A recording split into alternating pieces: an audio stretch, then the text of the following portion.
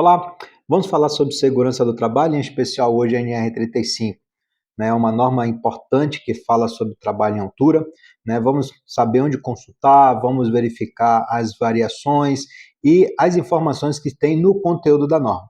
Então, seja bem-vindo ao nosso canal no YouTube, né? Se você está chegando aqui pela primeira vez, né, e esse conteúdo lhe agradar, peço que você possa curtir, né, compartilhar e se inscrever também no canal. Estamos aqui para falar sobre segurança do trabalho. Então, pessoal, sem mais delongas, vamos direto ao ponto, né? Hoje, as novas regulamentadoras elas têm sido atualizadas periodicamente. E isso é bom porque a, as relações de trabalho, as tecnologias, elas vão se atualizando, vão avançando, e a nossa norma ela tem que acompanhar esse desenvolvimento. Então, uma recomendação que eu dou para você é sempre que você for consultar o texto da norma, você vem aqui no Google, né? Você pode fazer isso de duas formas, ou normas regulamentadoras, né? E aí o Google vai te dar diretamente aqui a página, né, do site do governo federal, onde você vai encontrar todas as normas regulamentadoras que estão vigentes, né? E ou você pode vir aqui e simplesmente consultar a, a norma que você deseja, no caso aqui NR35, né? O primeiro link que vai aparecer aqui já é o link que vai lhe levar diretamente para a norma, para a NR35, que é o nosso objetivo de hoje.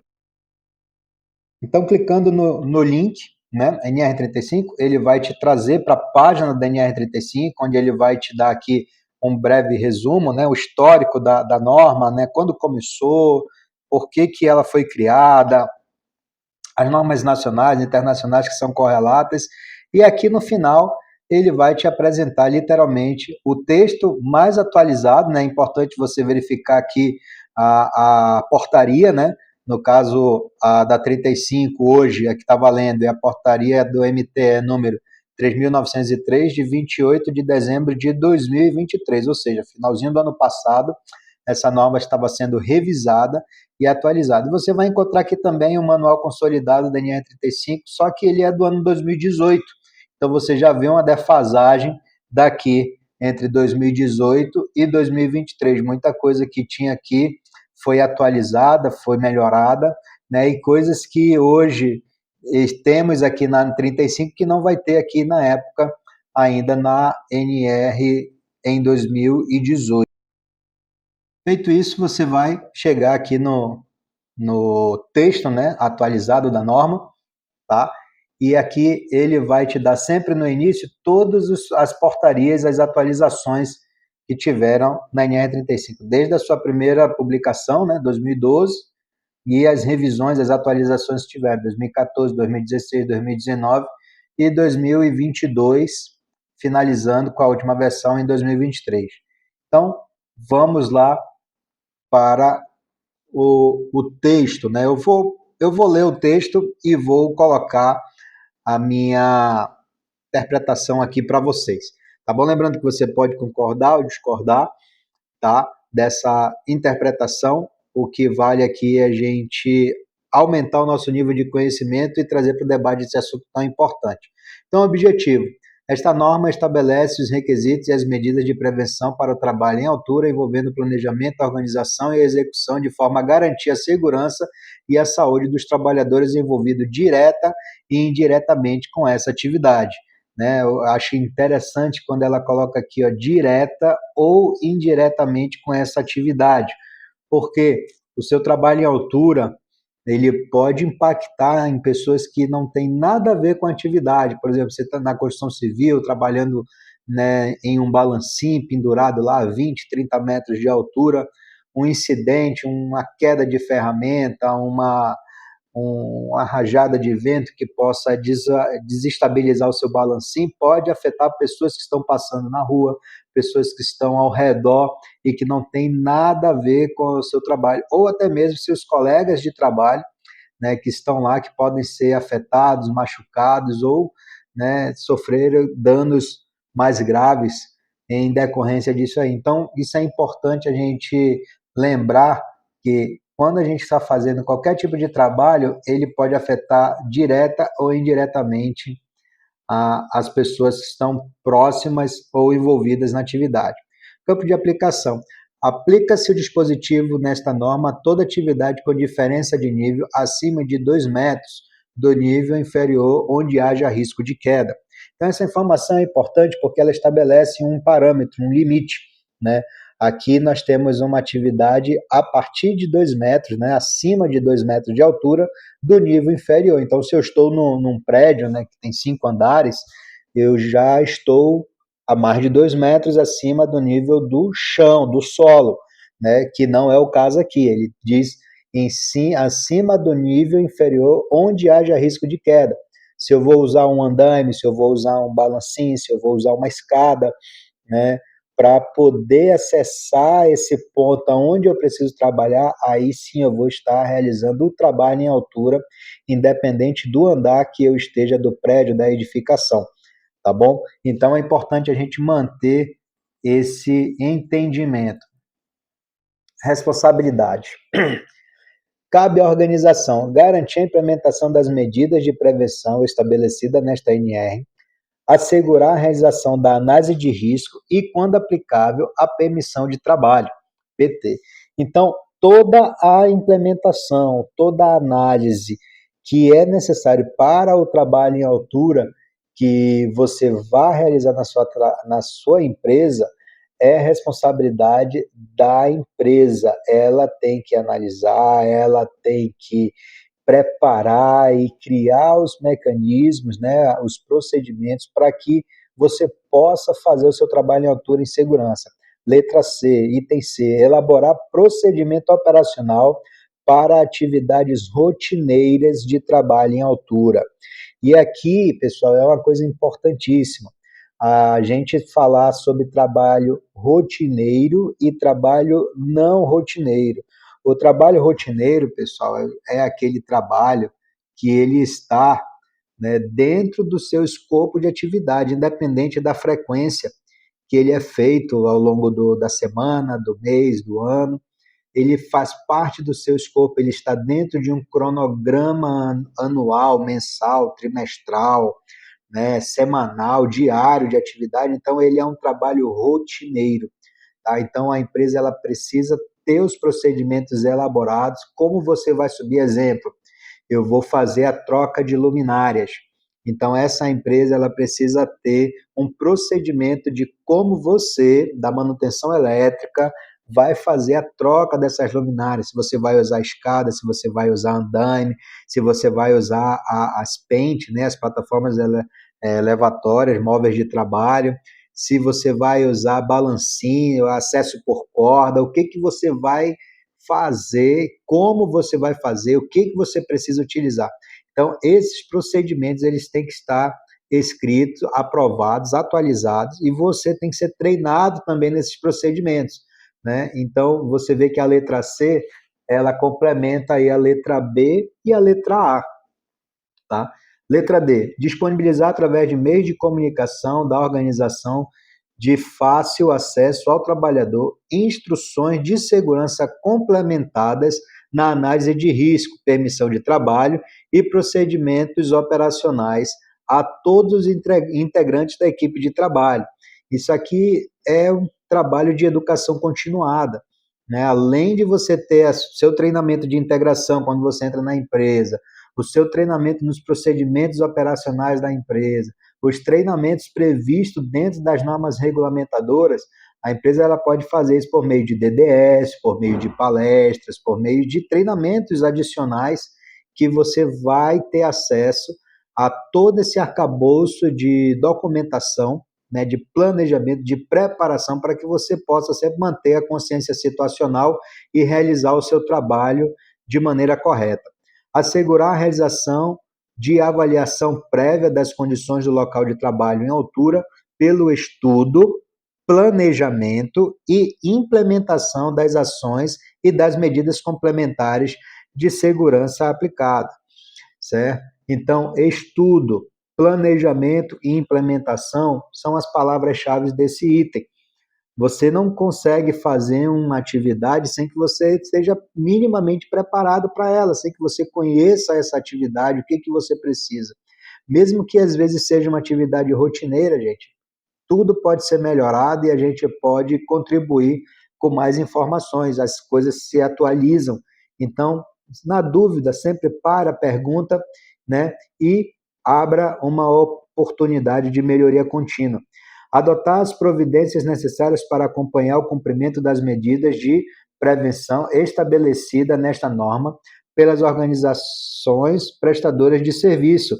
Aqui ele fala um pouco também das empresas subcontratadas, né, terceirizadas, que você possa estar contratando para serviço na sua empresa. Garantir que qualquer trabalho em altura só se inicie depois de adotadas as medidas de prevenção definidas nessa norma. Isso aqui parece clichê, mas a gente costuma chegar, às vezes, em locais em que não tem nada, gente. É incrível isso. Tanto tempo depois da norma e a gente vê que não tem nada, né? No mínimo uma PT, uma permissão de trabalho que a gente poderia ter ali, e as pessoas mandam os trabalhadores fazer atividade, acontece o acidente, né? Depois vem um transtorno danado e as pessoas não sabem de onde que vem esse problema. Tá aí, tá na falta de planejamento, de estudo, né, de preparação para a atividade. Letra H. Assegurar a suspensão dos trabalhos em altura quando verificar a situação ou condição de risco não prevista, cuja eliminação ou neutralização imediata não seja possível. Isso aqui, pessoal, é importante demais. Geralmente a gente encontra uma barreira entre segurança e produção, né? Em meta, em contrameta de produção e tudo mais. Por quê? A segurança diz que tem que ter as condições ABC. A produção, ela diz que ela não quer saber de nada, ela quer saber do produto dela finalizado, pronto, no final da linha, né? Ou no final da obra. E isso demanda tempo, e tempo é dinheiro. Então, nós, prevencionistas, nós, profissionais de segurança do trabalho, a gente tem que ter ali um jogo de cintura, uma técnica para a gente conversar com as pessoas, para a gente informar a importância, a seriedade daquela atividade, por que ela está paralisada, o que precisa, né? Por quê? Eu sempre digo assim, olha, se você decidir fazer a atividade de qualquer jeito, você tem duas situações. Uma, você dá certo e você continuar com a sua produção normal, né? O que seria muito bom para você, somente para você, não para o trabalhador e não para a empresa. Por que não para o trabalhador? Porque o trabalhador vai estar exposto a um risco desnecessário, né? Ele pode se acidentar, ele pode se machucar ou adoecer.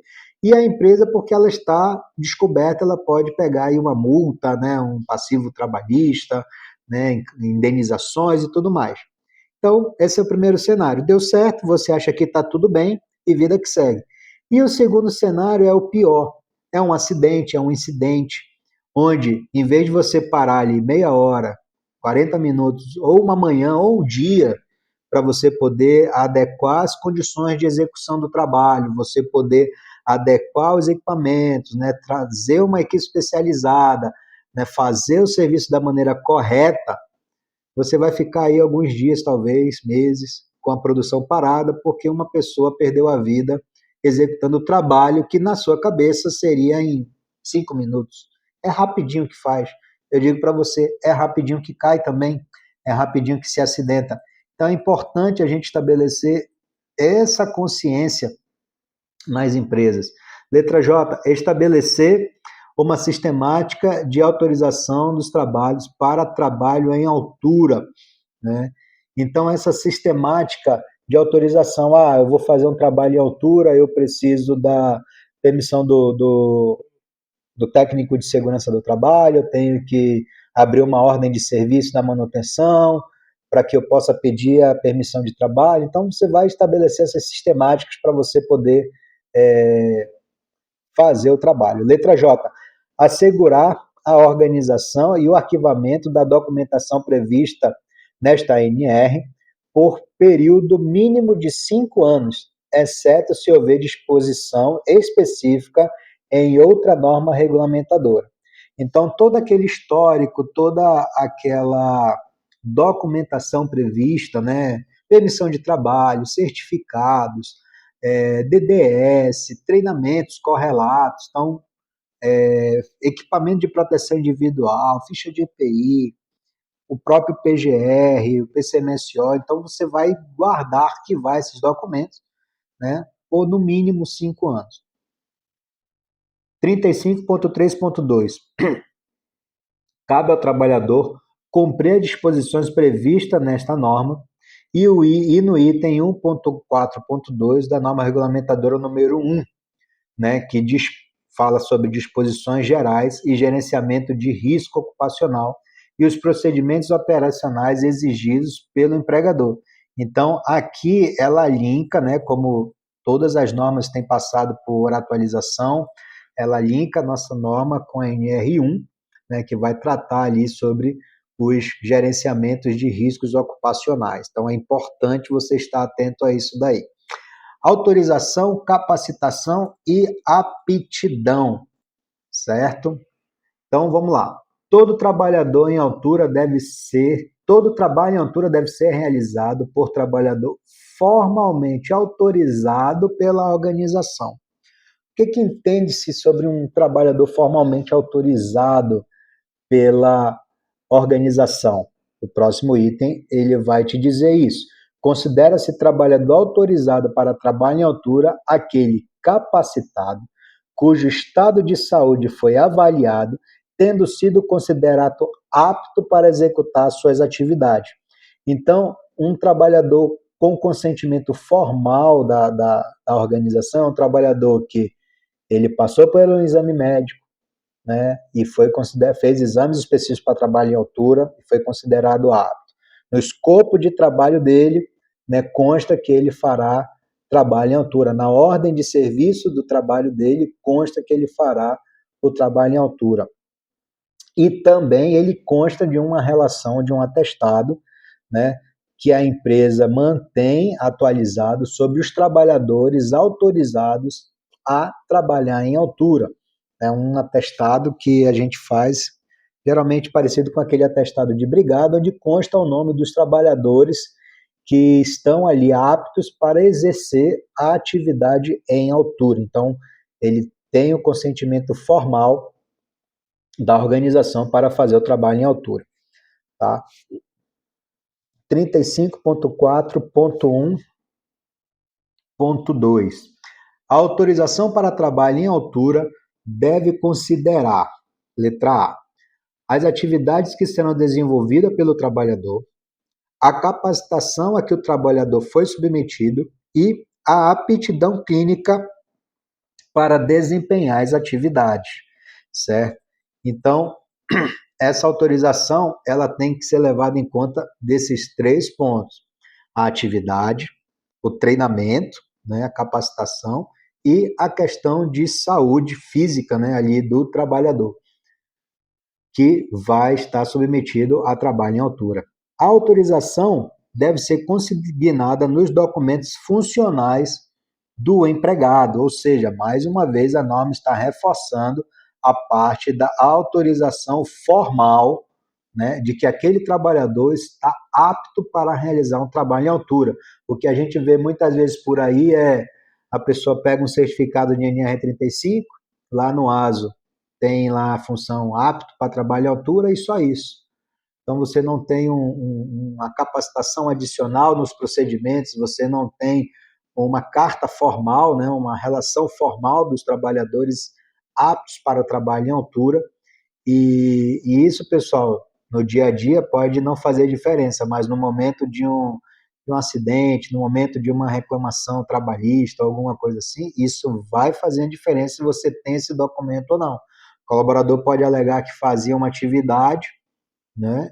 E, na verdade, ele não fazia, ele não estava autorizado formalmente para fazer isso. E aí você vai ter alguns entraves, né? Algumas pelejas aí pela frente. A organização deve estabelecer sistema de identificação que permita a qualquer tempo conhecer a abrangência da autorização de cada trabalhador. Então, pessoal, essa abrangência ela é interessante. Por quê?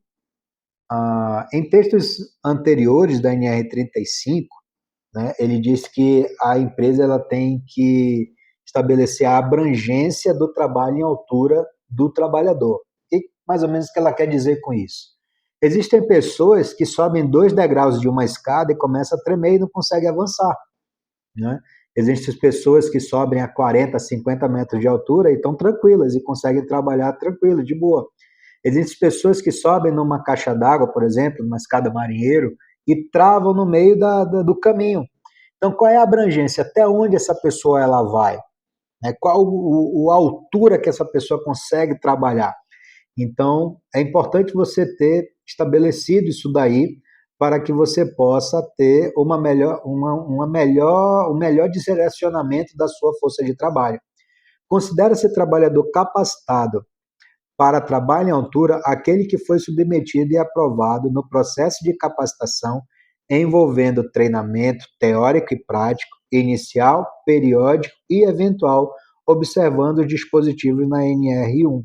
Então, esse treinamento inicial é a sua formação, né? Quando você vai começar um trabalho, quando você, né, vai iniciar uma atividade nova na sua carreira, então você faz o treinamento inicial de trabalho em altura, né?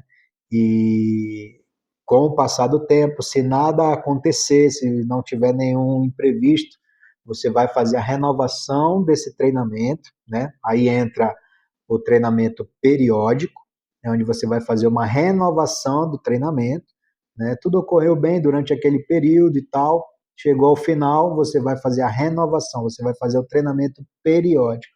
E esse treinamento eventual, o que que é? Esse treinamento eventual, pessoal, ele é relativo, por exemplo, você teve férias, um afastamento, né? E lá na norma estabelece alguns critérios para isso, né? Passou a sua empresa, a sua equipe de trabalho passou por algum acidente ou incidente, então você precisa pegar e retreinar essas pessoas para que elas possam reciclar e atualizar informações sobre o trabalho em altura, sobre a NR35. Então, basicamente, esses são os 3 critérios aí estabelecidos na NR1 para o treinamento, tá? Então, o treinamento inicial com carga horária mínima de 8 horas deve ser realizado antes de o trabalhador iniciar a atividade e contemplar. Então, agora a gente sabe que o conteúdo programático, tanto para esse treinamento, né, teórico e prático, ele tem a carga horária mínima de 8 horas.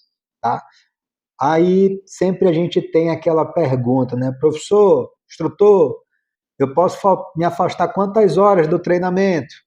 Diz, bom, se o treinamento que a empresa contratou para eu ministrar é de 8 horas, né, você não pode se afastar nenhuma hora. Entendeu, gestor? Entendeu, técnico? Entendeu, operador? A norma ela já te dá a quantidade de hora mínima. Carga, treinamento inicial, carga horária mínima de 8 horas, certo? Agora, se a empresa te dá um treinamento, né, com 10 horas, 12 horas, 16 horas, para inicial você tem a carga horária mínima ali. Então a gente precisa ajustar isso. Isso é uma coisa que a gente que é instrutor, a gente sente muito, principalmente com a liderança. A liderança ela tem que ser o maior exemplo. Você que é técnico de segurança, que é gestor de equipe, supervisor, você tem que dar o exemplo. Se você não consegue sentar e assistir um treinamento de 8 horas, que vai te ajudar a entender melhor o sistema de segurança, as medidas de proteção, as técnicas e o que a legislação te pede sobre segurança para trabalho em altura, como é que você vai cuidar da sua equipe? Ah, mas eu já fiz esse treinamento e não sei o que, e não sei o que. Todo treinamento é diferente, pessoal, mesmo que seja ministrado pela mesma pessoa, porque as técnicas vão se aprimorando, as legislações vão mudando, né? A norma 35, a gente vai ver no próximo item, ela tem um interstício, né, para você renovar muito longo. Então, ela vai mudando. E aí, o que consta no seu último treinamento, nesse treinamento atual agora pode estar diferente. E aí, que exemplo você dá? Né? Que mensagem você passa para a sua empresa, para os seus funcionários, para os seus subordinados? Então, vamos prestar atenção nisso aí, pessoal. Letra A, norma regulamentadora aplicável ao trabalho em altura. Esse é o conteúdo. Letra B, análise de riscos e condições impeditivas. Letra C, riscos potenciais inerentes ao trabalho em altura e medidas de prevenção e controle. Letra D, sistemas, equipamentos e procedimentos de proteção coletiva. EPI para trabalho em altura, seleção, inspeção, conservação e limitações de uso. Né? O pessoal pensa que vou botar aqui um cinto de segurança, vou botar um talabarte, vou botar isso e aquilo outro, isso vai segurar eu, fulano e cicrano. Não, não é, pessoal, existem limitações. Né? Letra F, acidentes típicos em trabalhos em altura. E letra G, condutas em situações de emergência, incluindo noções básicas de técnicas de resgate e de primeiros socorros. Isso aqui, pessoal, é muito importante também, porque a gente vê por aí que nem todas as empresas têm um corpo de bombeiro civil apto para uma pronta resposta, para um pronto atendimento à emergência ali em altura, em espaço confinado, qualquer emergência que seja. Né? Algumas empresas só contam com um corpo de brigadista, que tem um treinamento mínimo ali. Algumas empresas até têm alguns treinamentos adicionais de noções de resgate de primeiro socorro, só que esses trabalhadores, eles veem essas técnicas muitas das vezes uma vez no ano, durante algumas horas, durante o treinamento da brigada. Isso não faz parte do escopo de trabalho deles, eles não têm proficiência sobre o que fazer. E aí o que acontece? O trabalhador fica lá 20, 30, 40 minutos pendurado, enquanto você aciona uma equipe, por exemplo, do Corpo de Bombeiro Militar do seu estado, para que ele possa deslocar o teu local, fazer uma análise de risco ali rápida, sucinta, estabelecer um ponto de ancoragem para a partir daí acessar a vítima e fazer o resgate, tá? Lembrando que tem algumas situações em que a vítima ela pode vir a complicar a sua condição de saúde aí durante esse período que ela está pendurada, né? Às vezes você pode não ter esse tempo todo para você esperar. Então, onde é que você resolve isso? Você resolve isso lá no início da norma, estabelecendo os procedimentos, fazendo análise de risco, certo? Implementando os procedimentos operacionais, em caso de queda do balancinho, em caso de mau funcionamento da plataforma elevatória, entendeu? Em caso de posicionamento fora da plataforma, em caso de acidente, o que vai acontecer e como que você vai tratar essa situação. Item 35.4.2.2. O treinamento periódico deve ser realizado a cada 2 anos, com carga horária mínima de 8 horas, conforme conteúdo programado definido pelo empregador, certo? Então, aqui, pessoal, a gente vê o que eu comentei no item anterior, 2 anos. A gente vê no histórico da norma que teve ano que ela mudou 2 vezes no mesmo ano.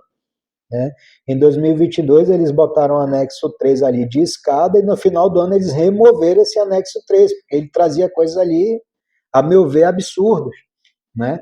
Então, eles removeram o anexo. Então, você fica à mercê disso daí. Então, por isso que eu falo, está tendo treinamento, carga horária mínima é 8 horas, é 8 horas em sala de aula, meu amigo. Não tem margem, porque isso, porque aquilo. Não, a carga horária mínima é 8 horas, então você tem que estar 8 horas na sala de aula para que você possa cumprir o conteúdo programático da norma, ok? Os treinamentos devem ser ministrados por instrutores com comprovada proficiência no assunto, sob a responsabilidade do profissional qualificado ou legalmente habilitado em segurança no trabalho, tá? E aqui, pessoal, um ponto que eu queria destacar com vocês. Quando a norma 35 saiu, a gente viu muita gente saindo aí ministrando treinamento de NR35. Algumas pessoas até com um certo conhecimento e outras pessoas que tinham acabado de se formar, ou como bombeiro civil, ou como técnico de segurança do trabalho, não tinha experiência de mercado, não tinha experiência de campo, de prática, e saíram como instrutores. E isso deu um problema muito grande, né? Hoje eu vejo que está um pouco mais nivelado, mas quando você vai contratar um instrutor, uma empresa para ministrar o treinamento para os seus colaboradores, procure conhecer o que essa empresa faz, aonde que eles já trabalharam, que tipo de trabalho em altura, por exemplo, essa empresa, o instrutor que vai ministrar o treinamento para você, já realizou, já participou. A gente tem muita gente hoje boa aí no mercado, né? Boa entre aspas, que a gente pode dizer, que é só teoria, né? Botar o cara para pendurar aí numa plataforma aí a 20 metros de altura, o cara vai se tremer todinho. Então, que segurança ele vai passar para a equipe? Que experiências ele já passou em altura, em trabalhos em altura, trabalho em acesso por corda, para que ele possa transmitir essa experiência à turma, né? Ele possa sair um pouco ali da caixinha e passar, ó, pessoal, aqui fala desse jeito, mas na prática é assim, e a gente precisa corrigir isso, tá? Que experiências, que situações ele pode trazer para contribuir com isso daí, para engrandecer, para capacitar de fato os seus colaboradores. Então, é importante, faça essa pesquisa, né? Verifique a qualificação, verifique a experiência do instrutor que vai ministrar o treinamento para você, tá ok? 35.4.4. Cabe à organização avaliar o estado de saúde dos empregados que exercem atividade de trabalho em altura, de acordo com o estabelecido na NR7, Programa de Controle Médico, né, Saúde Ocupacional, em especial o item 7.5.3, considerando patologias que poderão originar mal súbito e quedas em altura, bem como fatores psicossociais. Então, pessoal, isso aqui é importante. Quando a gente vai realizar um exame médico ocupacional, né, a gente às vezes faz um teste ali de equilíbrio, um teste psicotécnico, psicológico, né, para verificar a questão de coordenação motora, a questão psicológica do cidadão. E o interessante é esse psicossocial, às vezes, a pessoa aparentemente está bem, mas em casa ela também está passando por problemas, né? Está com dívidas, está com problema com os filhos, né? Problema em casa. Então, você precisa ter isso daí no seu radar.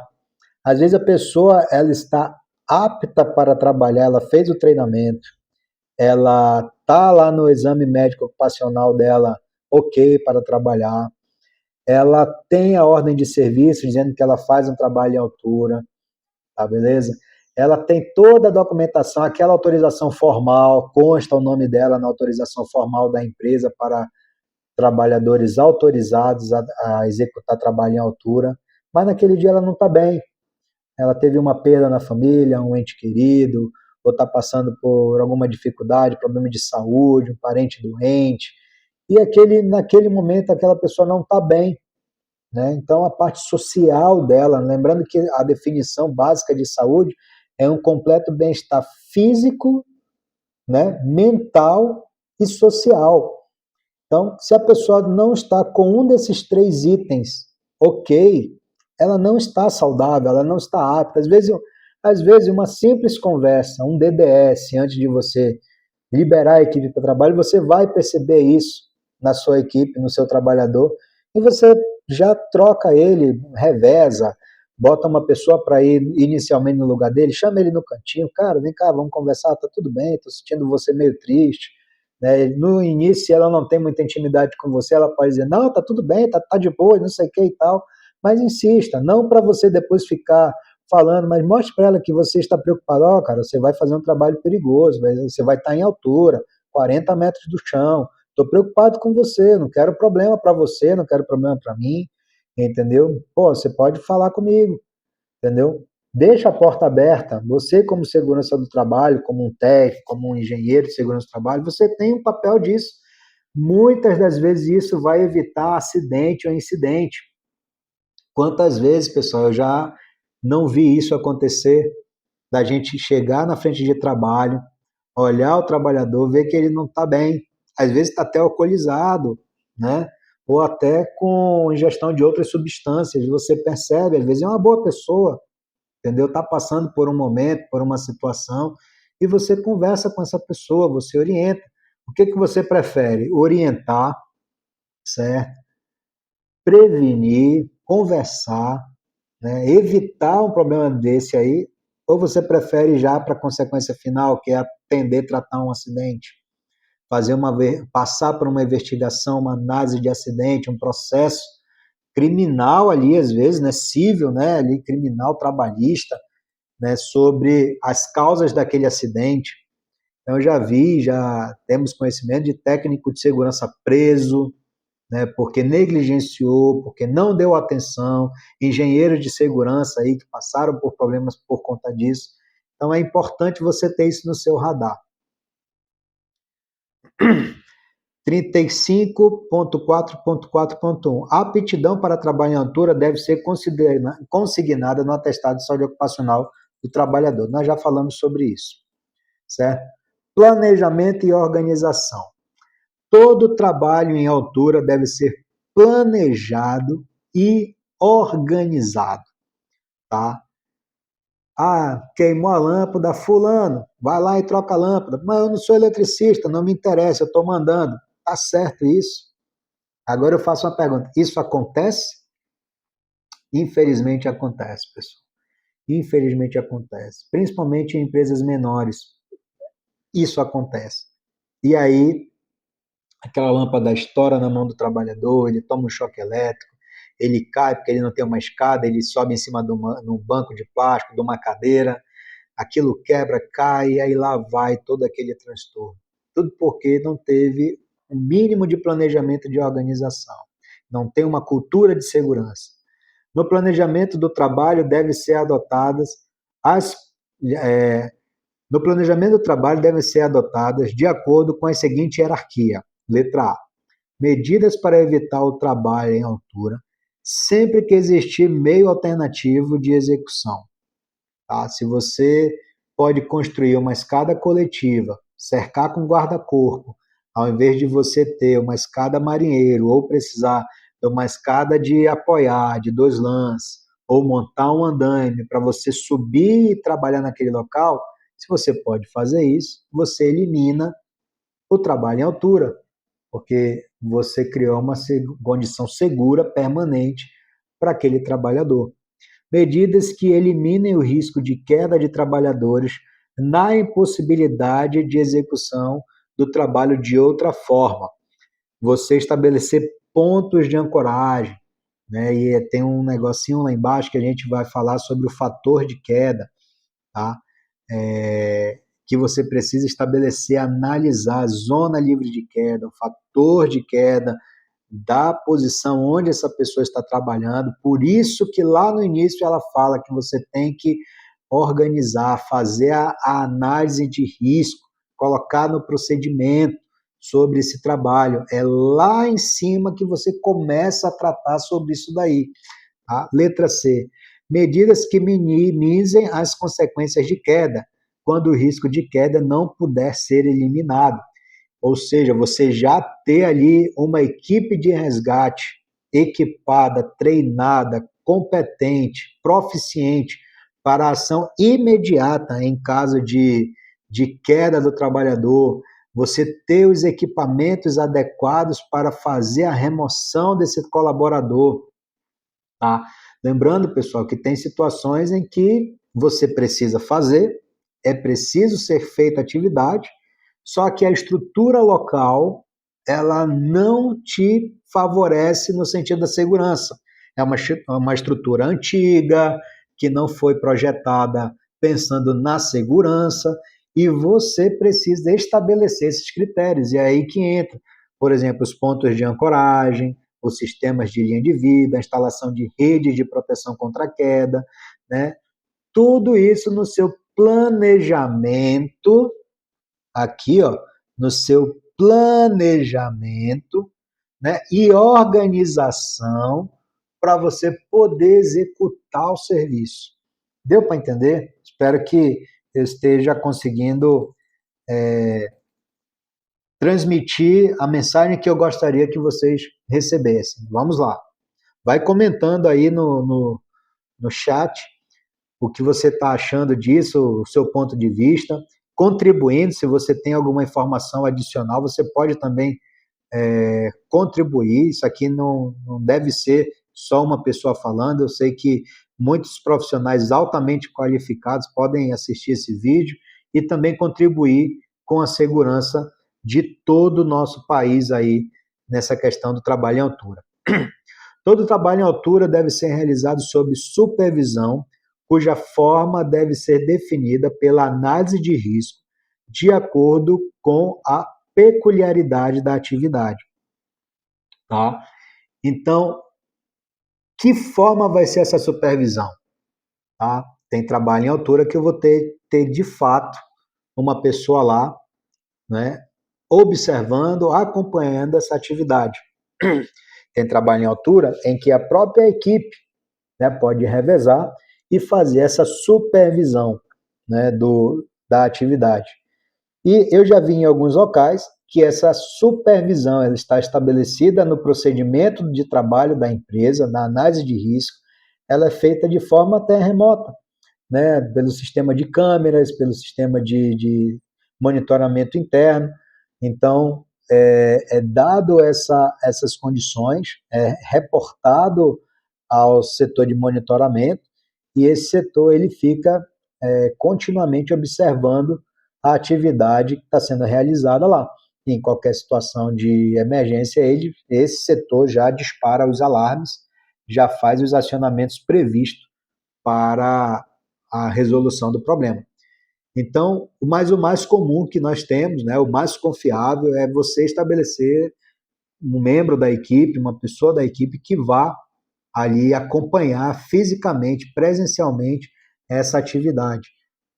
Muitos locais, às vezes, o técnico de segurança da empresa, dependendo da peculiaridade da atividade, do grau de dificuldade ou de risco da atividade, já fica em loco, junto com a equipe de resgate, equipe de emergência, né, de primeiros socorros, já em loco, acompanhando a atividade, porque qualquer situação, ele já prontamente intervém e minimizam os danos, os problemas daquele trabalhador.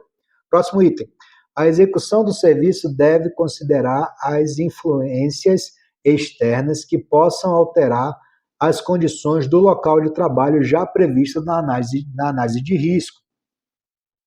Que influências são essas? Às vezes vento, né, calor, condições atmosféricas adversas, como descargas elétricas, né, raio, trovão, chuva, às vezes exaustão de uma chaminé, né, que joga gases tóxicos, né, asfixiantes, né, contaminantes no ar, e você tem que estar trabalhando ali perto.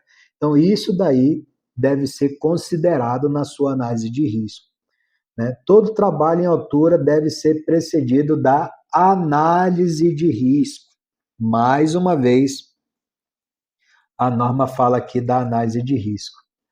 A análise de risco deve, além dos riscos inerentes ao trabalho em altura, considerar: letra A, o local em que os serviços serão executados e seu entorno, o isolamento e a sinalização do entorno da área de trabalho, o estabelecimento de sistemas de pontos de ancoragem. Letra D, as condições meteorológicas adversas.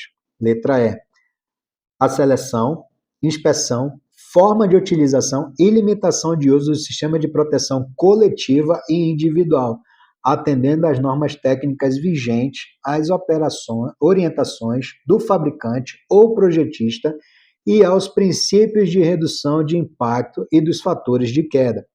Isso aqui, pessoal, a gente leva muito principalmente quando a gente está falando de linha de vida, né, e pontos de ancoragem. Você já leu o projeto da linha de vida que tem na sua empresa, você que é técnico de segurança do trabalho, contratado, que está na empresa, que é o responsável por essa área na sua empresa, você que é bombeiro civil, que atua em uma empresa e lá tem sistema de linha de vida, tá? Você já leu o projeto? Você sabe para quantas pessoas aquele trecho de linha de vida ele é dimensionado? Para uma pessoa, para duas pessoas, para três pessoas? Você já viu onde está estabelecido ali o fator de queda daquele sistema de proteção? Você já olhou isso daí? O que a gente vê no dia a dia? Ah, vamos subir no telhado. Aí lá no telhado tem linha de vida. O técnico de segurança vai libera PT, ou o bombeiro libera PT, e o pessoal sobe. Aí você tem lá 3, 4 pessoas num trecho da linha de vida que é projetada para uma pessoa. Como é que pode isso? Aí o técnico diz assim: não, tem linha de vida lá em cima. Sim, tem linha de vida lá em cima. Às vezes é uma empresa terceirizada que vai fazer o serviço. Ele não conhece o teu sistema, ele não sabe o dimensionamento do teu sistema. Lá em cima, onde está instalado o teu ponto de linha de vida, tem informações sobre o ponto de ancoragem, quantas pessoas podem acessar aquele ponto de ancoragem, está validado, está dentro da validade. Essas informações estão disponíveis, estão acessíveis. Então, pessoal, não é simplesmente preencher uma folha de papel, dizer que está tudo apto e liberar o pessoal para trabalhar. Isso faz parte do seu planejamento. Você assegurar que essas informações estão disponíveis, estão acessíveis, estão atualizadas. E você transmitir a força de trabalho. Olha, lá tem linha de vida, mas vocês não podem ficar todo mundo num ponto só, certo? Porque a limitação dela é essa, assim, assim, assim, e você até chegar lá e treinar o pessoal. Eles vão apresentar para você um certificado de trabalho em altura, que eles fizeram fora dali, né? Eles não fizeram na tua empresa, eles não conhecem a realidade da tua empresa. E aí você, como técnico responsável, parte de segurança do trabalho da empresa, o SESMIT, né, o bombeiro, você tem que chegar lá e você tem que orientar, fazer esse briefing para a pessoa, tá? Para que ela possa tomar ciência dos equipamentos, dos dispositivos que há na sua empresa e das limitações deles. Letra F. O risco de queda de materiais e ferramentas, né? A importância do isolamento da área, de manter as pessoas fora da área de queda de qualquer equipamento ou ferramenta quando você está trabalhando à altura, as ferramentas e os materiais estarem amarrados para que eles não caiam, e daí sucessivamente. Letra G. Os trabalhos simultâneos que apresentem riscos específicos, certo? Eu vou estar fazendo um trabalho de pintura e um trabalho de lixamento no mesmo local, tá? Ou um trabalho a quente, né? Ou um trabalho de montagem, desmontagem. O que esses trabalhos podem influenciar um no outro? Eu analisei isso aí e eu estabeleci um procedimento para isso. Eu vou ter movimentação de carga enquanto eu tenho um trabalhador lá na plataforma elevatória fazendo o apontamento de peças. Isso está analisado, isso está em consonância, isso está em acordo com o que precisa fazer. Então você precisa ter esse controle desse cenário. Letra H. O atendimento aos requisitos de segurança e saúde contidos nas demais normas regulamentadoras. Eu estou atendendo ali a condição de equipamento de proteção individual, a CIPA está ciente daquela atividade, está de acordo, né? O meu PGR, meu PCMSO está ok, a condição ali de salubridade ou de periculosidade está sendo atendida para aquele tipo de trabalho, a parte ergonômica foi avaliada, né, para aquela frente de trabalho, tá? Eu estou em um espaço confinado, fazendo trabalho em altura dentro de um espaço confinado, então você percebe que não é só uma coisa isolada. Ah, não, isso daí é trabalho em altura. Sim, mas ele está envolto em vários outros sistemas, né? e condições especiais que você também precisa analisar. Os riscos adicionais, as condições impeditivas, as situações de emergência e o planejamento do resgate e primeiros socorros, de forma a reduzir o tempo de suspensão inerte do trabalhador. Você já ouviu falar na síndrome do arnês ou síndrome do cinto, que é justamente esse processo de suspensão inerte? Eu vou lhe explicar resumidamente aqui. Imagine que você está trabalhando num balancinho ou numa plataforma, há um colapso desse balancinho, dessa plataforma, e você ficou suspenso lá a 20 metros de altura, preso pelo talabarte, né, naquele ponto dorsal, que é na sua costa, e você está lá preso, suspenso pelo talabarte através do seu cinto de segurança. A síndrome da suspensão inerte, ela vai começar a agir em você, principalmente no momento que você cansar e você ficar parado. Aquela fita do cinto que passa pelas suas pernas, ela vai começar a esmagar, né, a comprimir ali os seus vasos sanguíneos calibrosos que estão na perna, ali principalmente a femoral, né, a artéria femoral e a aorta que passam por ali. Então, eles vão começar a comprimir esses vasos calibrosos sanguíneos, e esses vasos sanguíneos, esse sangue, ele vai começar a acumular ali nos seus membros inferiores, nas suas pernas, nos seus pés, e, consequentemente, vai faltar esse sangue que vai estar acumulado ali de ir para o seu cérebro. O seu coração ele vai incrementar a pulsação, né, dar um estado de euforia. Algumas pessoas sentem vertigem, né, ânsia de vômito, né, começa a ter uma dificuldade ali para respirar, e, e essas pessoas podem vir a ter um mal súbito por conta de estarem muito tempo parados naquela posição. É por isso, pessoal, que dependendo da situação, você tem que já estar com uma equipe de resgate pronta no local para que você possa imediatamente intervir e retirar o colaborador desse cenário, tá? Porque imagine, você não tem, imagina só, você está numa caixa d'água, fazendo uma instalação de um outdoor na caixa d'água, iluminação, tudo mais, ou fazendo a pintura, e você tem um problema lá com o balancinho daquela caixa d'água que você estava trabalhando. O balancinho desmontou, quebrou, sei lá o que aconteceu. Você ficou pendurado lá a 40 metros de altura. Você não tem uma equipe de resgate, você não tem uma equipe de primeiros socorros, você vai depender de quem? Do Corpo de Bombeiro Militar.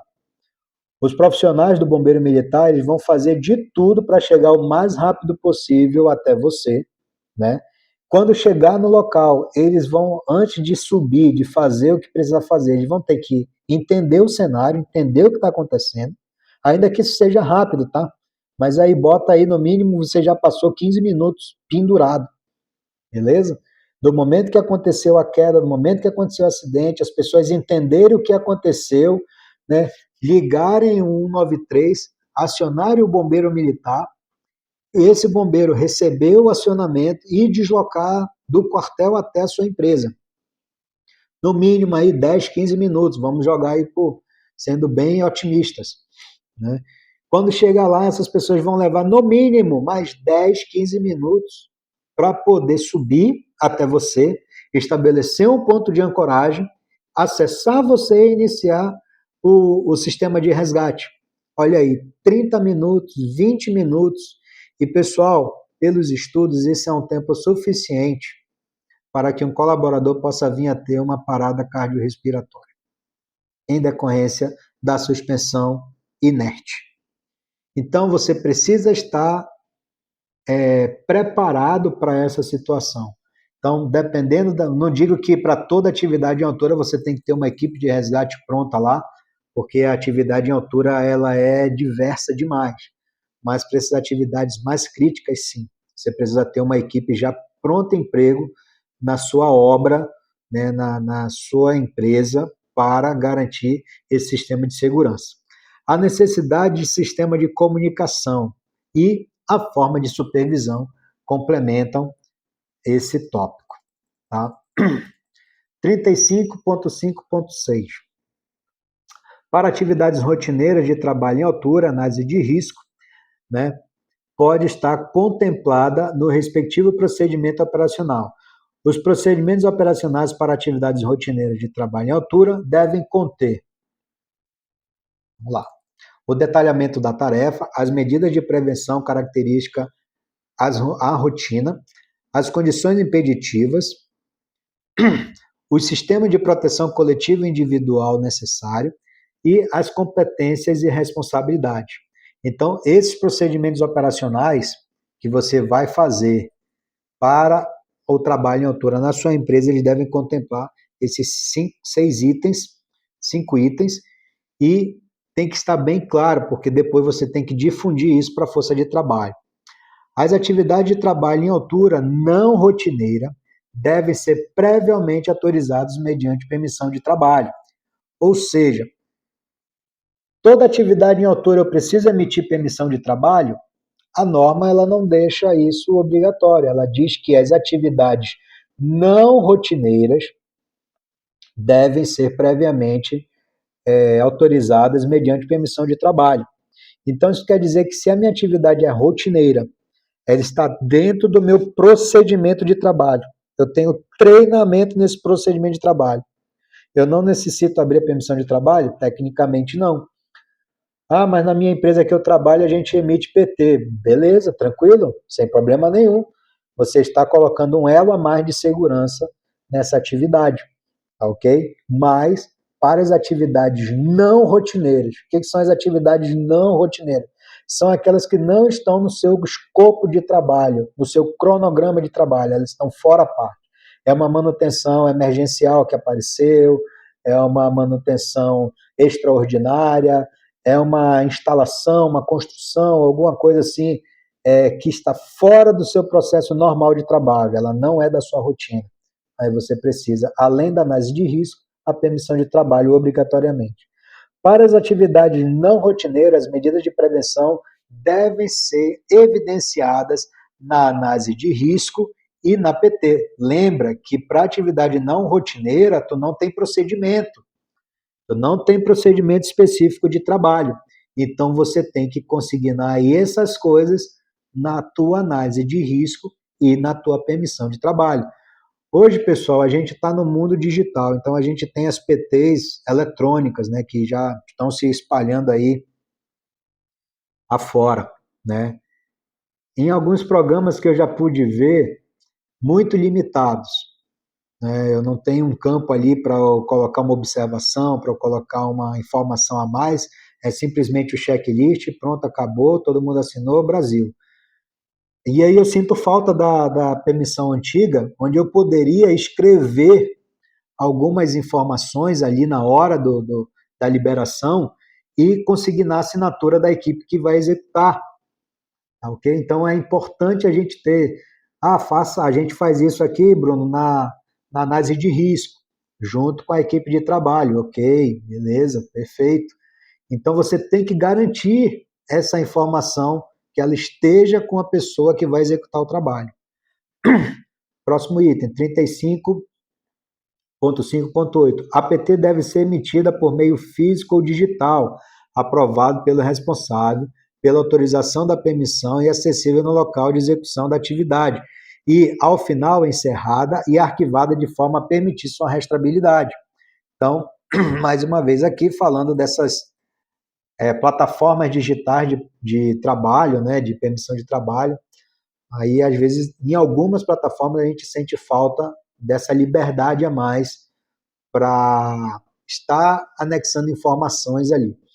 A PT deve conter os requisitos mínimos a serem atendidos para a execução do trabalho, as disposições e medidas estabelecidas na análise de risco e a relação de todos os envolvidos na atividade. Então, as informações mínimas na permissão de trabalho.